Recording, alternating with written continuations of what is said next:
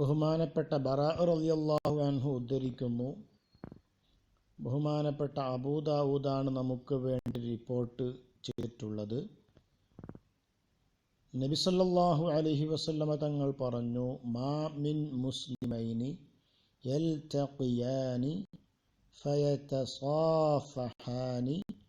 ഇല്ലാ ഗുഫിറ ലഹുമാ ഖബ്ല അൻ യഫ്തരിഖാ. മാ മിൻ മുസ്ലിമൈനി, രണ്ട് മുസ്ലിമീങ്ങൾ, യൽതഖിയാനി അവർ രണ്ടുപേരും കണ്ടുമുട്ടുന്നു, ഫയതസാഫഹാനി എന്നിട്ട് രണ്ടുപേരും പരസ്പരം ഷേക്ക് ഹാൻഡ് അഥവാ ഹസ്തദാനം ചെയ്യുന്നു.